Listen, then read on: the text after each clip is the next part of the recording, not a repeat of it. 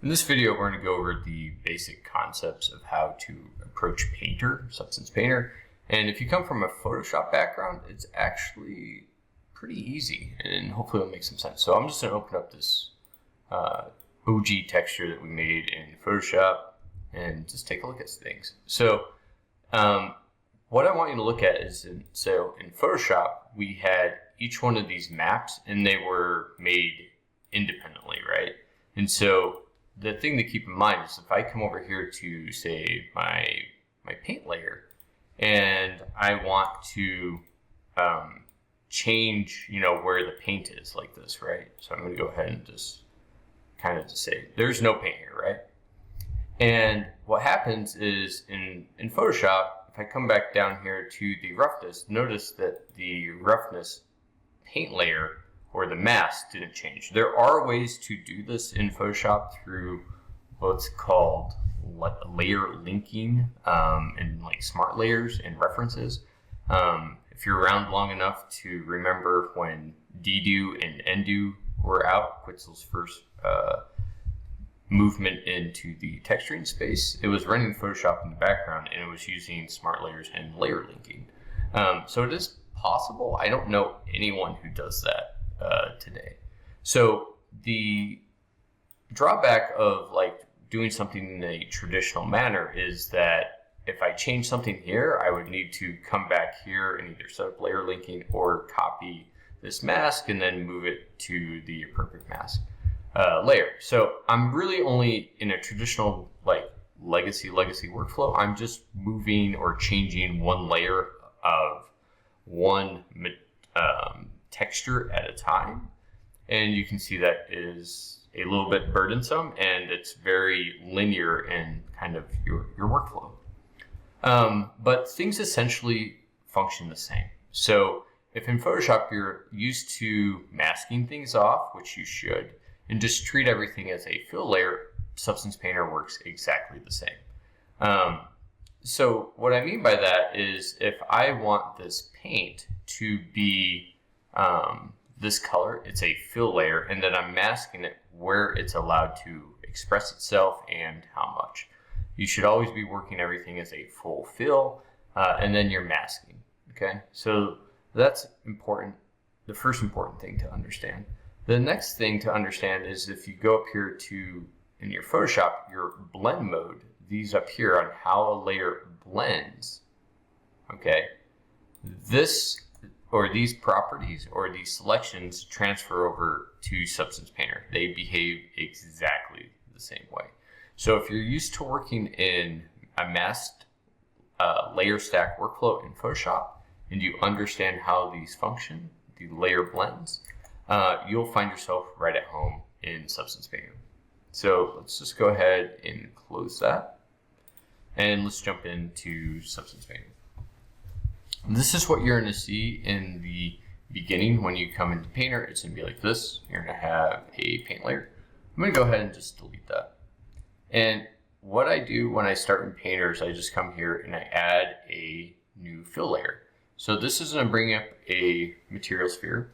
And then the material will have by default just the color. In the older versions of Painter, they were all selected and then you had to go and unselect. Right now it's just flat color. And then if I want to affect the other channels or the other texture outputs in the stack, I go ahead and add them. So if I want to go and do metalness and roughness, I can go ahead and change that. And what I do here is I start and add, right click, add a black mask. And then from here, I can decide how I want to build my layer stack. So I can add a generator, I can add a paint layer, I can add another fill, I can add a filter. Let's just start with a paint layer. So here, this is under the mask. This is the material. So if I add something under here, this is the material properties, this is the mask, this is the stack. And so if I come over here and I start painting here on this, this will express the layer, right? So we're not going to see anything right now. So let's just go ahead and change this maybe to red. So now we have a color, right? So now if I click Alt and click on the mask, this is going to show you what the mask is. So if I come here and I paint with black, you can see I'm painting the mask away. Hit X, just like Photoshop, it's in a flip. And you can see now I am painting the mask. Right click will bring up these properties. So you can change your brush, you can change your spacing. All this is exactly the same that you'd see in Photoshop. Okay. So if I go and I hit C, this is going to cycle through your viewport. So it's going to go color, metallic. Right now it's black. That means it's a non-metal. My roughness is at the 50-yard line because I haven't changed it. And my normal height, normal plus height. If I hit M, you'll go back to the material view.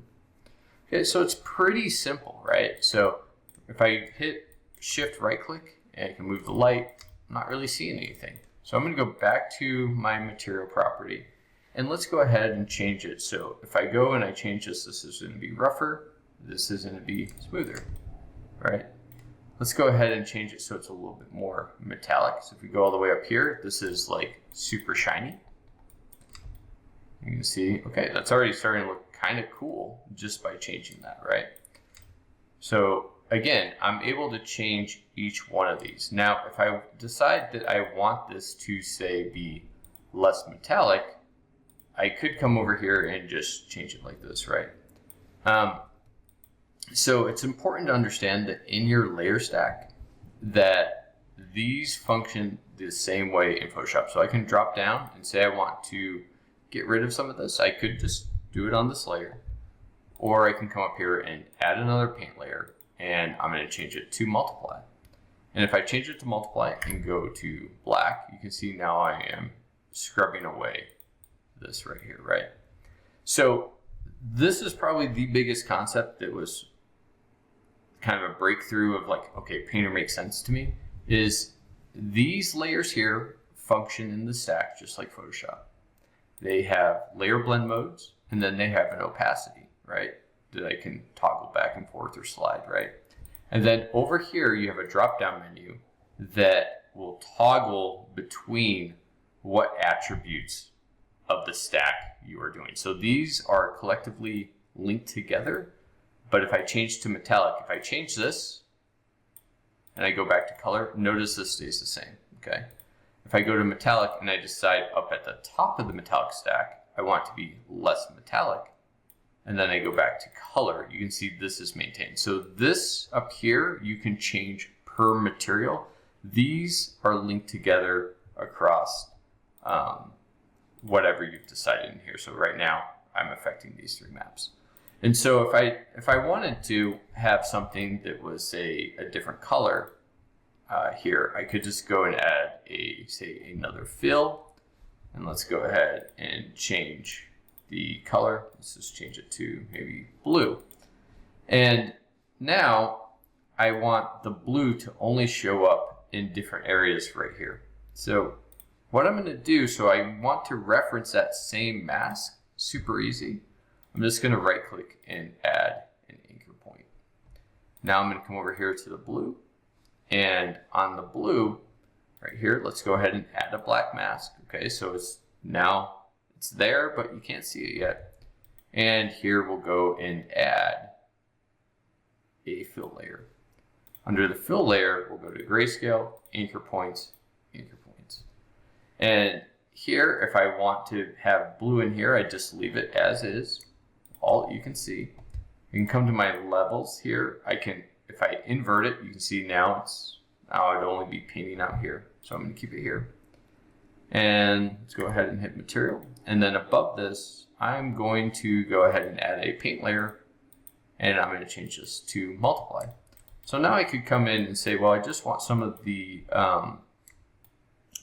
blue value to be visible right here, right? Notice nothing's painting. That's because the default is going to be adding to, right, or white. So I'll hit X. Now we're painting away material, and you can see now I am limiting to where the blue is, okay? There's other ways that you could do this. You could paint directly on this as well, on the material bar. Generally speaking, I do not do that. I run everything as a black and white mask through the layer stack. And so that's just a basic overview, simple overview of Painter and how it functions, and hopefully it relates to something that you're already familiar with, like Photoshop. And once you have that, kind of mindset that this is the same, these function exactly the same in the stack, and you're just working a masked workflow of 0 to 1 values. Where do you want stuff showing through, and how much? And then the cool part in Painter is that I can go through, my different textures that are going to be outputted, and these things are actually influencing each other how much I want. So it allows me to dynamically change things, and it kind of just takes care of itself. In the next video, I'll go through how I kind of plan my texturing, and then the following we'll start doing a block out of the 3D asset.